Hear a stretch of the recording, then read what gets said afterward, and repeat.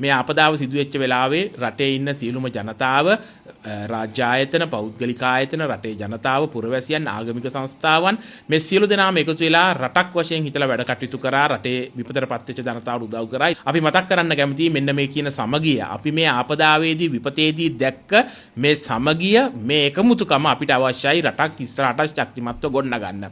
අපි දැක්ක මේ ආපදාව විපත ඇතුලේ තර පරණ සාම්ප්‍රදායික දේශපාලනය කරන කණ්ඩායම් ඒ සාම්ප්‍රදායික දේශපාලනය කරන කණ්ඩායම් කරන විපක්ෂයේ අපි දෙවන පරපුර නැහැ කියන එක අපි මතක් කරන්න ඕනේ. ඒ වගේම තමයි මේ විපක්ෂයටත් අපි කියනවා ජනතාව දැන් ඔබව ප්‍රතික්ෂේප කරලා තියෙන මොහොතේදීත් මේ කඩාකප්පල්කාරී වැඩ කටයුතු නොකර මේ රටේ ජනතාව වෙනුවෙන් වැඩ කරන්න පෙළ ගැසෙන්න කියන ඉල්ලීම අපි මේ විපක්ෂයෙන් ඉල්ලනවා. නැත්තම් ජනතාවගෙන් ඔබව දැන් ආණ්ඩුව පක්ෂයේ සිටපු ඔබවනේ දැන් මේ ජනතාව විපක්ෂයට ඇදලා දැම්මේ.